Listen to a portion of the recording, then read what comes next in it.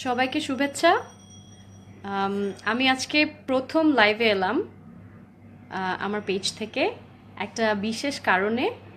আম, আপনারা অলরেডি সবাই জানেন যারা আমার পেজে সাবস্ক্রাইব করেন যে আমি আগামীকাল থেকে আমার নতুন রেডিও শো শুরু করতে যাচ্ছি। এটাও হবে আমার প্রথম রেডিও শো, যেখানে আমি সঞ্চালক হিসেবে কাজ করব এবং আমি একটা বিষয় নিয়ে কথা বলবো যেটা আমার আম, মনের খুব কাছের একটা বিষয়। যে বিষয়টা নিয়ে আমি অনেক দিন ধরে কাজ করছি, আমি লেখাপড়া করেছি, সেরকম একটা বিষয় নিয়ে আম, আমার মতো বা আমাদের মতো বাবা মায়েদের জন্য যেটা খুব হেল্পফুল হবে, সেরকম বিষয় নিয়ে শোটা হবে। আমার শোয়ের নাম বেড়ে ওঠার গল্প। বেড়ে ওঠার গল্প আগামীকাল সকাল 8টা থেকে 10টা লাইভ শুনতে পাবেন আপনারা রেডিও স্বাধীন 92.4 FM-এ। আপনারা লাইভ আমাকে কল করতে পারবেন, কোনো প্রশ্ন থাকলে জিজ্ঞেস করতে পারবেন। আমি চেষ্টা করব, আমার সাথে গেস্ট থাকবে, এক্সপার্টস থাকবেন, আমার সাথে অনেক বাবা মায়েরা থাকবেন যারা নিজেদের অভিজ্ঞতা শেয়ার করবেন, আর এক্সপার্টরা আমাদেরকে হেল্প করবেন এই বিষয়গুলো নিয়ে আরও একটু আলোচনা করতে। আমি নিজে আমার অভিজ্ঞতা থেকে, আমার কাজের অভিজ্ঞতা থেকে, আমার লেখাপড়া বা আমার নিজের মাদারহুডের যেই অভিজ্ঞতা, সেখান থেকে আমি চেষ্টা করব অনেক প্রশ্নের উত্তর দেওয়ার। আমি অলরেডি দেখতে পাচ্ছি যে অনেকে কমেন্ট করছেন, অনেক অনেক কমেন্ট আসছে। শুভকামনা, অনেক ধন্যবাদ।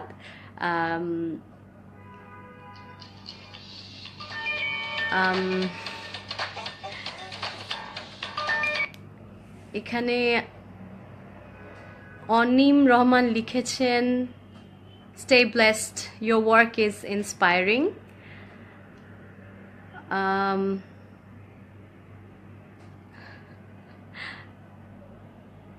আচ্ছা, অনেকে লিখেছেন congratulations, I love you back, I love all of you, all my fans. অনেকে আমাকে উইশ করেছেন আমার শো এর জন্য, অনেক অনেক ধন্যবাদ। আশা করি আপনারা সবাই আমাকে শুনবেন আগামীকাল, শুধু আগামীকাল না, প্রতি বুধবার সকাল 8টা থেকে 10টা। অনেকে কংগ্রাচুলেশনস লিখেছেন, থ্যাংক ইউ। আচ্ছা, এখন আমি আমি অনেকগুলো ছোট ছোট ভিডিও ক্লিপ আগে শেয়ার করেছি, জাস্ট একটু বোঝানোর জন্য যে আমার শোটা কী নিয়ে। সেখানে কিছু কমেন্ট এসেছিল, সেই কমেন্টগুলোও আমি একটু শেয়ার করতে চাই, কারণ আশা করি এরকম আরও অনেক কমেন্ট আসবে আগামীকাল শোতে এবং আমার সামনের শোগুলোতে। সো একটা কমেন্ট এসছে যে আমি বলেছিলাম যে আমার নিজের একটা অভিজ্ঞতার কথা, যে আমার মেয়ে দেয়ালে আঁকিবুকি করতো। ও যখন 3 থেকে 4 বছর বয়সে এটাও সবচেয়ে বেশি করেছে। খুব ছবি আঁকতে ভালোবাসে, আর যখন নতুন নতুন অ্যালফাবেট লিখতে শুরু করে, বর্ণমালা লিখতে শুরু করে, তখনও সেটা দেয়ালে আঁকতো। এবং সেখান থেকে আসলে আমি বোঝানোর চেষ্টা করেছি যে স্ক্রিবল করলে বা হিজিবিজি আঁকিবুকি করলে সেখান থেকে একটা শিশু কিভাবে শিখতে পারে। সো আমাকে অনেকেই সেটার কমেন্ট করেছে সেই ভিডিওর উপর। একজন লিখেছে, I always allow my son to do whatever it comes with colours, মানে রং দিয়ে ওনার শিশু, ওনার সন্তান যাই করে উনি সেটা অ্যালাউ করে। খুব ভালো কথা। আসলে আমাদের শিশুদের ক্রিয়েটিভিটির বিকাশের জন্য যতটা সম্ভব আমরা যদি সেই সুযোগটা করে দেই তাহলে খুবই ভালো। উনি বলেছেন যে উনি রং দিয়ে যে কোনো কিছু করতে অ্যালাউ করে, তার মানে হচ্ছে যে শিশু রঙের ধারণা হয়, সেখান থেকে বিভিন্ন ছবি আঁকে, সেখান থেকে তার ক্রিয়েটিভিটির বিকাশ হয়। তবে আমি আসলে অনেক পজিটিভ, আমি নেগেটিভ কমেন্ট বলবো না, আমি বলবো যে হয়তো মা হিসেবে আমারও এমন অনেক মনে প্রশ্ন এসেছিল। অনেকে বলেছে যে কেন দেয়ালে আঁকা, কেন নোটবুকে নয়। অনেকে আবার বলেছেন যে ছোটবেলা থেকে ফারহানা হক বলেছেন যে বাচ্চাদের ছোটবেলা থেকে যা শেখানো হবে তাই শিখবে, তাই নোটবুকে লেখার অভ্যাস করাটাই ভালো। দেয়াল ক্লিন রাখাটা গুড ডিসিপ্লিন। ডেফিনেটলি আমি আপনার সাথে একদম একমত যে ছোটবেলা থেকে যা শেখানো হবে শিশুরা তাই শিখবে। তবে দেয়ালে আঁকছে বলে এখানে আসলে আমার মূল কথাটা দেয়ালে আঁকা ছিল না। আমার মূল কথাটা ছিল যে শিশুকে যতটা সম্ভব তার ক্রিয়েটিভিটির বিকাশের সুযোগ দেয়া। সো সে দেয়ালে আঁকুক বা খাতায় আঁকুক বা হোয়াইট বোর্ডে আঁকুক, তাকে সেই সুযোগটা করে দেয় এবং প্রতিবন্ধকতা সৃষ্টি না করা। এবং একটা সময় পরে কিন্তু সে নিজে থেকে এটা বন্ধ করে দিবে দেয়ালে আঁকাটা। সে যখন স্কুলে যেতে শুরু করবে এবং হোমওয়ার্ক করতে শুরু করে, যখন সে ওয়ার্কবুকে কাজ করতে শুরু করে, তখন সে বুঝতে পারে যে লেখার মেইন মাধ্যমটা হচ্ছে নোটবুক বা ওয়ার্কবুক বা খাতা। তখন সে নিজে থেকেই দেয়ালে আর আঁকে না। এটা আমার নিজের অভিজ্ঞতা থেকে বলছি। সো এরকম একটা কমেন্ট এসেছিল।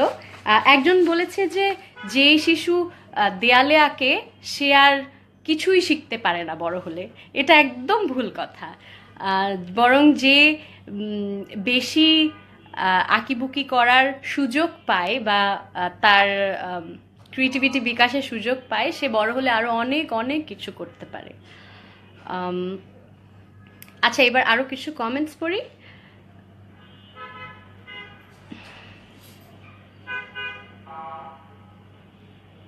হ্যাঁ, কাউসার বিন বলেছেন ছোটবেলা থেকে খাতায় আঁকতে দিলে লেখা সুন্দর হবে। হ্যাঁ, আমি আপনার সাথে একমত।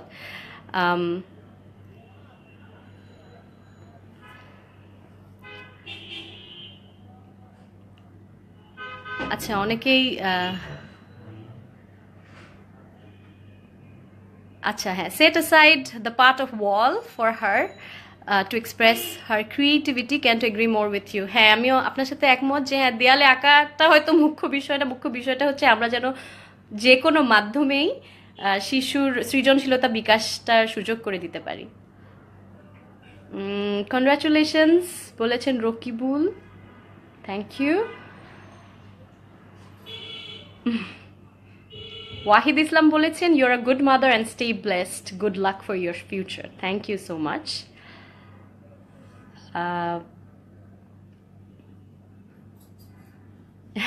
সুদীপ্ত হাসান বলেছেন বেশি আদর দিলে মাথায় উঠবে, তাই শাসন করতে হবে।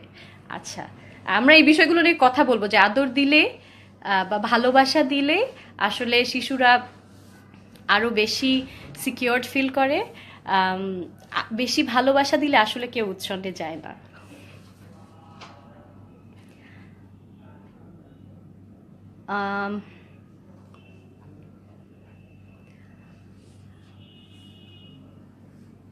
সো আমি আপনাদের সাথে একটু, আচ্ছা আমি আরেকটা কমেন্ট পড়ছি।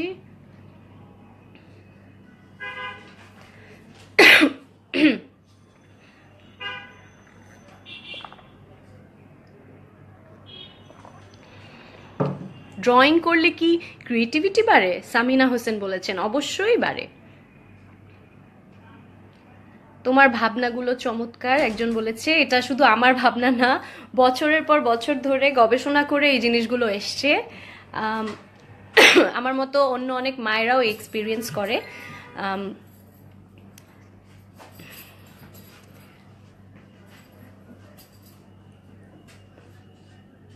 আচ্ছা, আমার মনে হয় যে আমি এখন একটু কিছুক্ষণের মধ্যেই বিদায় নেব।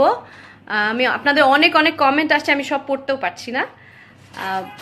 সো বিদায় নেওয়ার আগে আমি শুধু বলতে চাই যে আগামীকাল সকাল 8টা থেকে 10টা সবাই রেডিও স্বাধীন শুনবেন।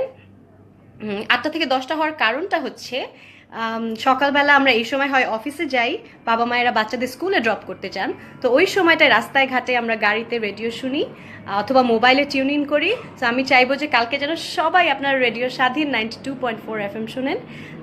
শুনবেন বেড়ে ওঠার গল্প, আমি থাকবো আপনাদের সাথে। এখন তাহলে বিদায় নিচ্ছি, কালকে দেখা হবে।